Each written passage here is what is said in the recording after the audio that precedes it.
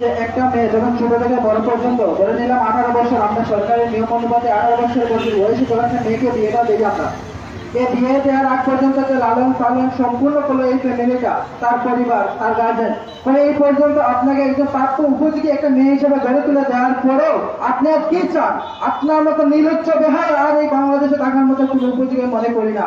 কারণ এখানে হচ্ছে যে আমাদের এখানে এই দাঁড়িয়ে আছি যে এখানে আমাদের দাঁড়ানোর কারণ নিজস্ব কোনো দাবি থেকে নেই, আমরা সমাজে সবার দাবিটাই আমরা তুলে যাচ্ছি। অনেকে লজ্জার সময় বলতে পারে না, কিন্তু অনেকে দেখা যায় গরু বিক্রয় করে কিংবা নিজের অবস্থান থেকে যতটুকু সবাই চাওয়ার জন্য, একটা সম্মানজনক রাখার জন্য, যে একটা ফ্যামিলিতে দুই জায়গাতে দুইটা বউ আসছে বা ছেলের বউ, একটার অবস্থা ভালো আছে, একটার অবস্থা ভালো না। যার অবস্থা ভালো আছে সে আপনাকে একাধিক ইত্যাদি দিয়ে দিচ্ছে, আমাদের জয়কারি দিচ্ছে, আমরা অনেক সময় দেখে থাকি।